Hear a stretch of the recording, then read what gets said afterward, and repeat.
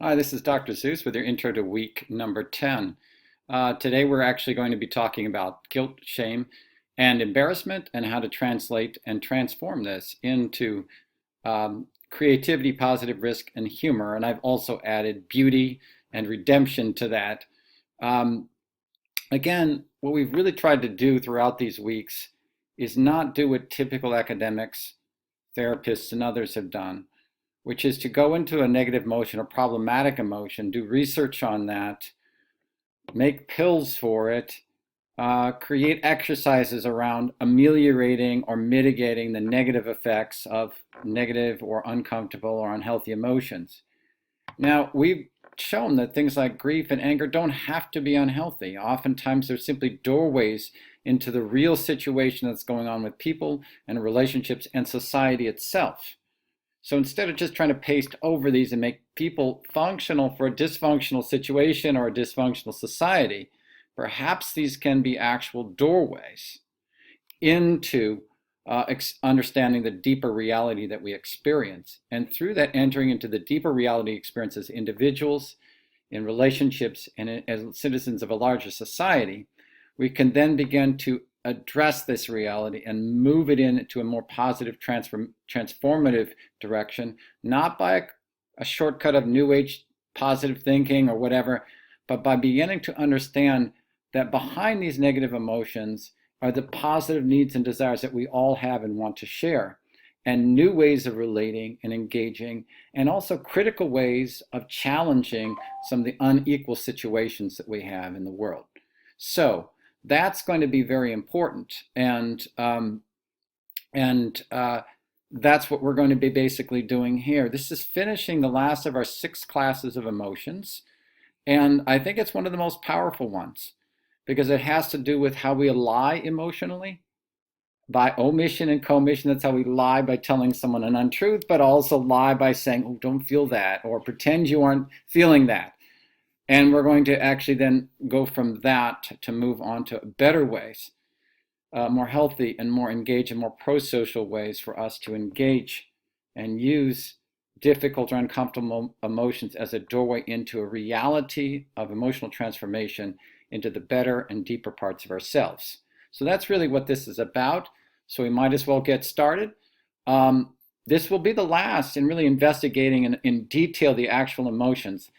From here on, we're really going to do more about application. There's one more academically oriented one on self-esteem and motivation. But that's mainly just to help you round out your understanding. This is really it in terms of actually engaging the emotions themselves. You've done a lot of great work. So this, and so have I. Wow, have I put a lot of time into the videos on this week. So I'm letting the work, as they say in yoga, the work I've done and the work you've done work for you now. Let the work you've done work for you now. So this one is a good final kind of wrap up. And so here we go. Okay, here I'm now down at the corner of the screen. So this is the work that we've laid out for us. And again, this is labor of love type of work.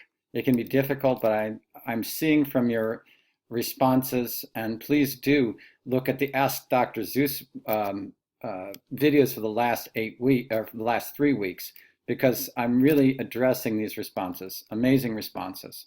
So again, let me remind you, if you're in this class and not just simply a viewer, it happens along, use this as a study guide and do not send your work directly to me except as a backup. If you're having problems with your Blackboard, learn online. A couple of you have. You can send it as a backup, but I don't want that to be a replacement. Which questions are we going to address this week? This one here, week 10, how do you create relationships and communities that support emotional health and well-being?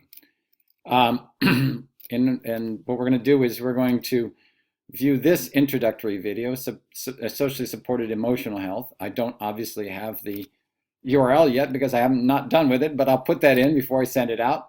We're going to also review the week 10 readings video, Enjoyable Emotions versus Lying. That's already been posted. And we're going to read and engage the Ekman book, Chapter 9, Enjoyable Emotions, Chapter 10, Lies and Emotions, the conclusion of that book, Living with Emotions, and the afterword, which is on impulse awareness and emotional behavior awareness. So, as background, I would like you guys, these are very short video clips, to watch these video clips on the ovarian psychos, okay? And the project story and clip for Silent Beauty about childhood sexual abuse in the Hispanic community from the Ovarian Psycho Facebook page. Again, those links are provided here for you, as well as the webpage describing the group and its mission. So I just want you to get a little bit of background there. Then the actual debut of this film is tonight. That is Monday night when I'm posting it. After that, you should be able to see it online at any time that you choose. There, I have listed, at least in Arizona, some of the times that they are there. Now, the PBS only has this for about a week or so, I think, after the initial airing. So you definitely have to get on to see it this week if you're going to be able to see it. Again, I'm going to make these optional, but I definitely would ask you to go in and look at some of my responses to your examples. They're perfect for you on your group presentations. They give you a really good idea about how to handle these emotional classes and situations. So if you don't have a lot of time, at least find the group area that you're on in terms of emotional classes and watch the video according to that. We will have academic readings in week 10 folder. Those are optional also. They have to do with emotional regulation and impulse control. I will explain why I'm not making those essential or required for this week. And you can also optionally view the videos in week 10 folder. None of these optional things are absolutely necessary. This one up here is helpful, especially for group presentations. So I would get on that. If you're completely pressed, you can prioritize your time, and I don't have a problem with that. What are our objectives for this class and for this week? To investigate the nature and consequences of guilt, shame, and embarrassment, to explore, analyze, and apply approaches for moving guilt, shame, and embarrassment to creativity, positive risk, and humor, learn about successful current community examples and strategies for turning the tables on the guilt and shame of sexism, to help create emotional and relationship well-being. This is the Ovarian Psychos film and group. And then finally, determine how lying and deception play a role in masking emotion and perpetuating injustice. So as you can see, we've got two main issues, one having to do with lying and one really having to do with these other kind of emotions. Now, we're going to show how those are related, and we'll do that by, by doing an introduction, and I've also written a small essay that goes along with this. So we'll go after those right now. Introduction. And I'm repeating this mantra because it works for week 10 just as strongly as week 9. My sweetie Regina Meredith came up with this, but you know, it's a great one to keep in mind. Bow to no one, honor everyone. It's really, in other words, you don't have to put yourself down in any way, shape, or form in order to do something right or good for yourself or another person. But you don't have to put anyone else down either.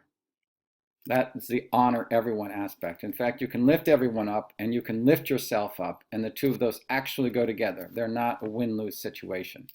So, why is it that people who have been betrayed in a close relationship, for instance, a spouse who's been cheated on, will take on the guilt and responsibility for that action? Why do they frequently say to themselves, "What did I do wrong to allow this to happen?" These betrayed persons are not the ones who did the questionable action that should have inspired the guilt in the other person. But why is it that the person who does the betrayal will often rationalize the action and experience no guilt at all? There's something strange going on in this emotional jungle. It is as if emotional and moral responsibility and reality has been subverted to put the blame on the exact wrong person and lift it from the truly guilty party. Why is it that people who were taken in by a lie or were taken advantage of feel shame and chastise themselves with, "I should have known better"? Yet the person doing the exploitation or abuse of trust seem to have no shame at all. Why is it that we commonly get embarrassed for someone else when they are having an awkward time public speaking?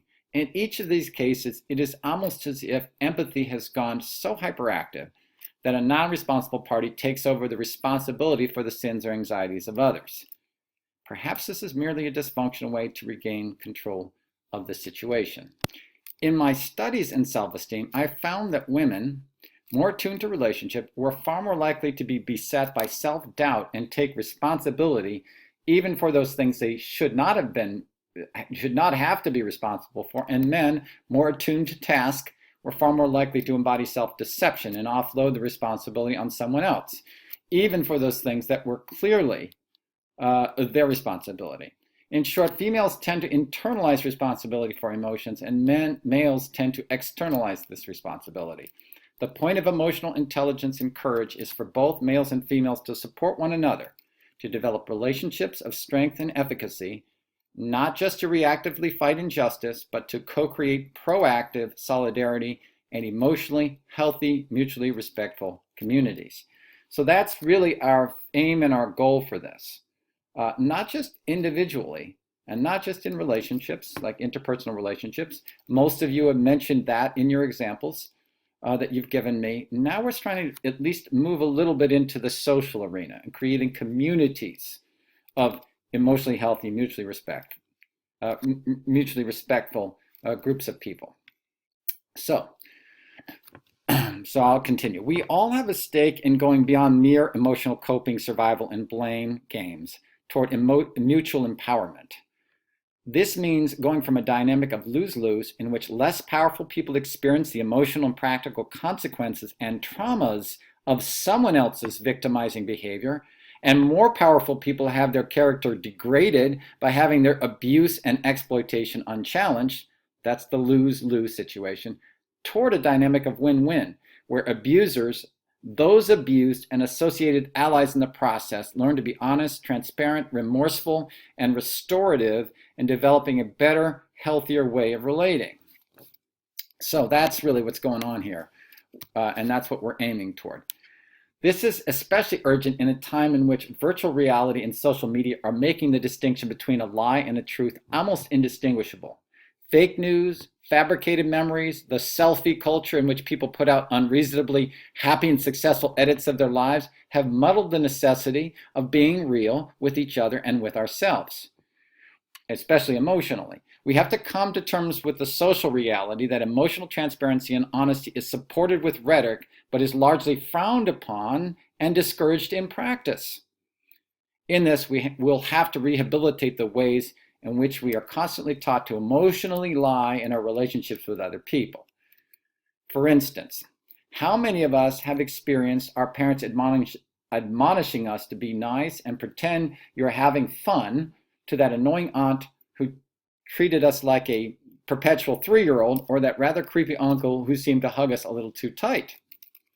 How many of us notice that instead of acknowledging grief, anger, and frustration, we're typically socially taught to deny uncomfortable emotions so that other people will not feel uncomfortable?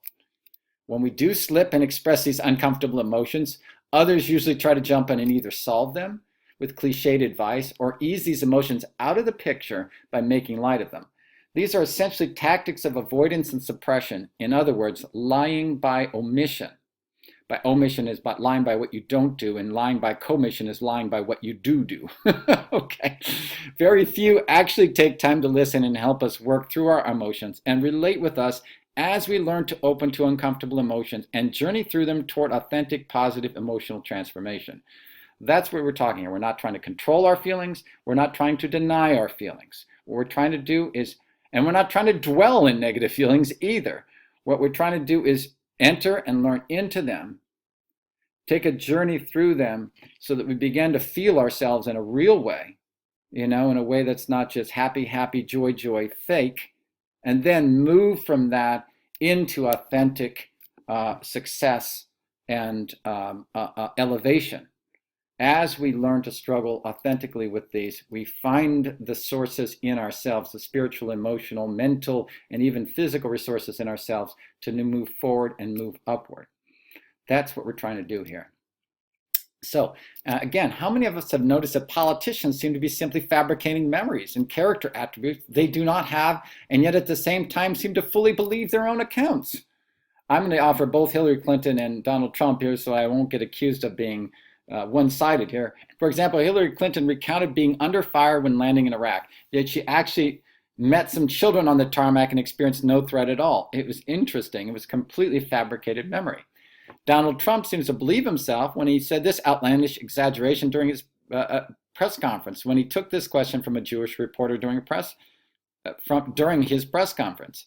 Actually, let me go ahead and erase that. I kind of repeated that. So from this, took a question from a Jewish reporter. He said, "Number one, I'm the least anti-Semitic person that you've ever seen in your entire life." Not only is it exaggerated, it's demonstrably false. And it depends upon that person expressing their own opinion, which Trump is dictating to them to support his own self-image. So again, it's a kind of an oppressive, offensive, even somewhat bullying remark that doesn't seem to have much basis in reality. Hillary Clinton's comment, on the other hand, may have less of an impact, but makes one uncertain about how she's viewing herself in the world if she's simply just concocting experience. Yet this is very common in a virtual world. People are devoted toward heroic storylines. They repeat it so often, they think about it so often that it becomes reality for them. And that's an important emotional point to make in a virtual world driven, in a virtual reality driven world. We're gonna have to, a lot of you mentioned this on your pet peeves about people being on their cell phones. And you notice that once you could get them off their cell phones, there were several examples of this, they actually started to become real. They went from the virtual world in which they were distracted and creating a universe out of a very myopic and individualized interaction and mechanical interaction to a human interaction which was internal to internal. The problem with the virtual reality is it makes the external world seem internal or be experienced as internal, but it's a fake representation of that.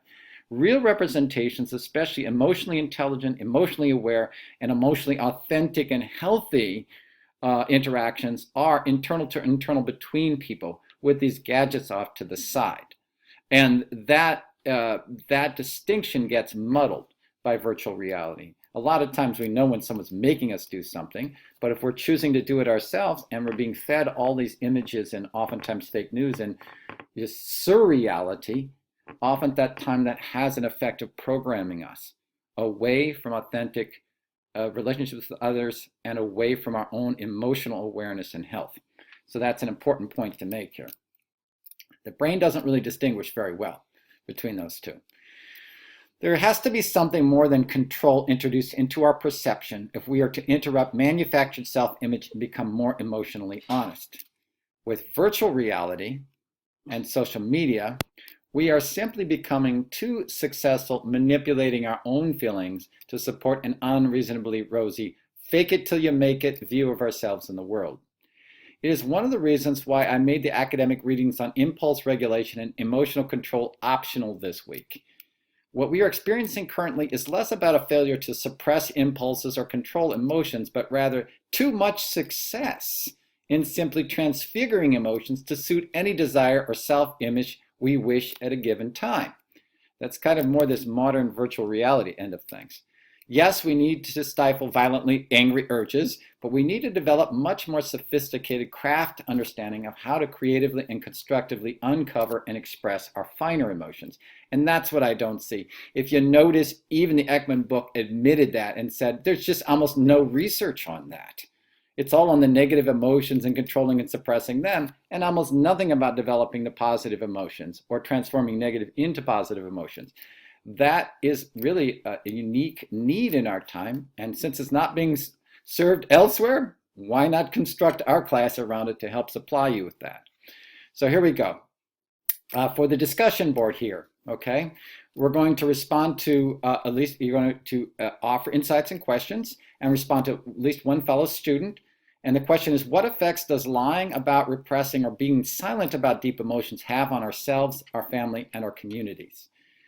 Give an example from your past when you lied to yourself and others emotionally, or repressed, or was silent about a matter of deep concern to you. What was your reason for doing this? What consequences did it have on you and others? And how did it make you feel?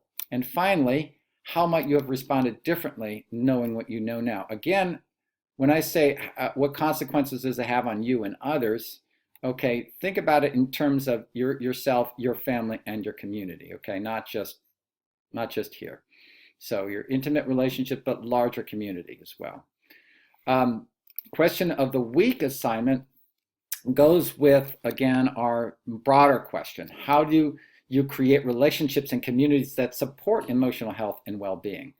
Again, 300 to 500 words, roughly double-spaced,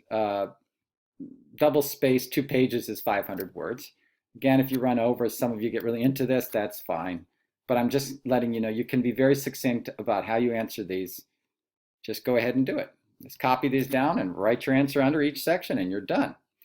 So identify examples of guilt, shame, and embarrassment and other forms of emotional lying, silencing, or suppression in the ovarian psychos film and in your own life. Again, one example from each is fine. At least have to have some evidence that you have looked at the film and some evidence that you're applying it from your life. Then discuss how you might move these emotions toward creativity, positive risk, and humor. I also added beauty and redemption, drawing on strategies and insights from my discussion below, from the Ekman book and the ovarian psychos film, etc. You need only cite when you're referring to these. Now, we don't have to do a bunch of really ridiculous citation work. Just cite when you are actually drawing on these. Focus not, and just in the paragraph, you don't have to write it out at the bottom, okay? Just in the paragraph, Yamianas, etc., etc. The title of this paper, fine, that's good. Or just my name and the title of the paper, that's fine. Or Ekman and the page number is fine, okay? Focus not just upon personal motives, but how you would work with others in relationships and communities to create opportunities for emotional voice, transparency, healing, and transformation. And then please include a discussion of what incentives we have for lying about our emotions. That is why we tend to cover things up emotionally in these situations, okay? So you notice I'm talking about guilt, shame, and embarrassment as a form of emotional lying, okay? In other words, if we were completely open, honest, and transparent about our emotions, would we need to feel guilt? Why wouldn't we just simply admit fault and say, what can I do to help restore something that I did wrong? If we are completely open and honest with our emotions, why would we feel shame? You know, shame oftentimes comes, especially in situations of abuse, with feeling somehow I deserved it or I asked for it. That's just an unreal assessment of the situation taken on by someone who was disempowered. So again, why would we need that? We wouldn't. And then embarrassment as well. Let's say you're stumbling all over yourself, public speaking, you could just laugh and other people could laugh with you. And you can realize that it's just a learning situation. You'll get better at it. You express mutual support and you move on. Okay, so there is a lot between these emotions here, which some people even think of as positive. Like people say, well, guilt helps people do the right thing and keep them from doing the wrong thing. No, but guilt itself is kind of wrong. So that's an issue. There are certainly much more positive and stronger emotional ways to deal with it than these kinds of emotions, guilt, shame, and embarrassment. And that's what I'm trying to get at here. Not to have shame over shame, not to have guilt about guilt, and not to be embarrassed about talking about ourselves being embarrassed. These things tend to open up and make more honest and transparent and more effective our ability to deal with these emotions. So those are the 2 activities for today. I have a short little entry, another essay at the end of the paper called Transforming Guilt, Shame, and Embarrassment to Creativity, Positive Risk, and Humor. And then I added also beauty and redemption, okay? Because the film Silent Beauty is referenced here, and I think beauty is one of those transcendent ways to bring us beyond embarrassment. So I'll start. If I'd been a better mate, would he have left me? I would die if anyone knew about that. I will never do that in public again, sing, speak, or offer an honest opinion, etc. All these statements imply or indicate an internalization of responsibility for a social, type this in here, for a social or relationship expectation, judgment, or consequence. The problem with this, however, is that internalization of something that is not you or your responsibility can corrode emotional well-being. Let me say that again. The problem with this is that internalization of something that is not, quote unquote, you or your responsibility can actually corrode your emotional well-being. A lot of people take it on as this self-suffering grandmother, that it's somehow some kind of moral good that they're taking on responsibility for other people. I don't think so. One, you're not allowing them to be honest and taking responsibility, so you're causing a corrupted situation to begin with. And two, you're debilitating yourself and your ability to be healthy. That's not a good situation either. So this notion of suffering is somehow inherently virtuous, especially when you're suffering in place of someone else, not so here. It's actually a little bit vicious. It's taking responsibility off them and degrading their character, putting it on you unreasonably, and degrading your emotional well-being. Not good. So one of the most important factors for emotional and social well-being is authenticity. The feeling that I can truly, deeply, and openly be myself, express myself honestly and transparently, and allow my talent, perspective, and unique gifts to bear themselves out in the world. We should all be helping each other in this endeavor, but there are barriers. If we are supportive of one another in this way, then we are preempted from using or exploiting others.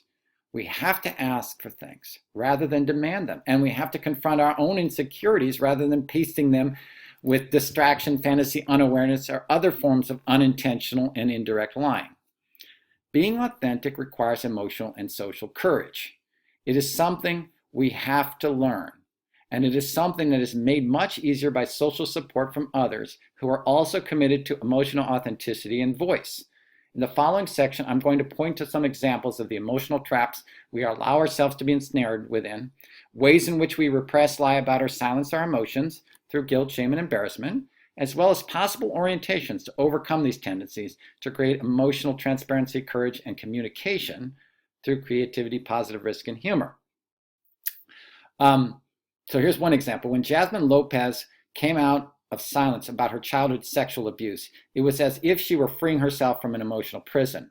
She certainly used creativity, positive risk, and if not humor, certainly remembrances of fun, an intense amount of respect, and an appreciation of beauty for her female family members, and making her film Silent Beauty. Here's what she says. My grandfather was a Baptist minister, a pillar of our family and community.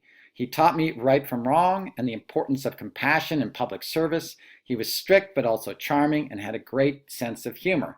He was a jolly character in the lives of his grandchildren, the kind of grandfather you pulled pranks on, like braiding his hair when he'd fall asleep. He'd always pretend he was surprised when he woke up. Seems like a really good guy. And again, this shows you how complex abuse can be. Oftentimes abusers have been abused, or oftentimes there's some other reason for it. But they're not simply just a bad person. They can do bad things and still be in other capacities what many people consider to be an exemplary person. And that's part of what we're trying to gauge in this class as well. To really begin to explore the complexity of things and not put things into black and white, cardboard or cartoonish understanding of how emotions play out. They are not that straightforward. They're often complex. Someone can do something very evil and very good, and it can be embedded in the same person. And we can say this person is good and evil, in what they did. Okay? We don't have to cardboard them as some kind of completely bad person or completely good person. Again, another challenge to our stereotyping and prejudicing of various people. So anyway, this nice grandfather, this almost exemplary looking grandfather on the outside, also began to sexually abuse me. This is the woman, Lopez, when I was 9 years old. I never spoke of what he did to me as a child. In fact, the others never did either until I came forward with the truth 3 years ago. So there were multiple abuses here, clearly. Others, so at least two others. So 2 decades after the abuse, I realized I was living with the effects of trauma, the harm he caused, and how it continued to destroy many aspects of my life. Yet when I began to tell my story in 2014, my life changed for the better. I faced a fear so great that I empowered myself. Notice what's happening here.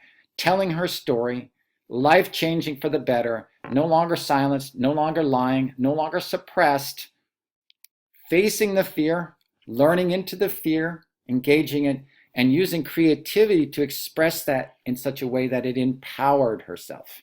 Okay? Interesting. And also a very apt learning formula for us when it comes to dealing with our own emotions.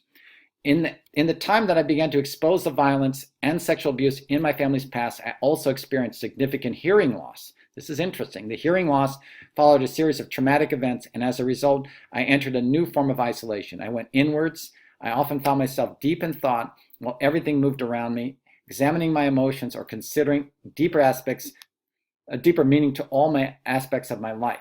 This loss was poetry as it created a space that brought depth, meaning, and beauty. Again, something bad happens, but the way the person learns into that and allows that supposed bad thing to open her up, these great other things happen for her, emotionally and spiritually and artistically. So she says, she continues, I found beauty in my life, myself and my life, a beauty that was silenced until my strength brought it forward. Another thing happened. My brain began to create sounds to compensate for the loss, to fight the silence. Using my family's Super 8 archive, silent home movies, and my background in audio documentary production and sound art, I will produce this work with an experimental approach that brings forth my voice and the voices of family members. This film will also incorporate sound design that mimic the sounds I constantly hear because of the hearing loss. Silent Beauty will become a rich tapestry of sounds and voices that explores what my family went through and who helped me find healing in this process. I'm actually going to donate some money to this process because they haven't fully funded this film. And if you click on the URL up here, you can actually donate 10, 25, 50, 100, and you get, even at $10, I think you get a mention on the film that you contributed. At like $50, you actually get a personal email from the author and early access to the film. And I think I might even donate 100, in which you actually get a DVD as well as those other things. So I think it's a very worthy effort. I'm supportive of it. So I encourage you, if you feel inclined, to click on that and to learn more about this film. In this account, this is now me speaking, we can acutely feel the negative consequences of silence around abuse on the human psyche and on emotional well-being and health. Suppression may be nobly intended, especially if one is trying to preserve family unity when a family member is an abuser, but its effects can be even worse as it perpetuates further abuse and injustice. On the other hand, prosecution of abuse may be necessary to stop the abuse and put responsibility where it belongs, but punitive forms of justice do not create healing and emotional growth and well-being.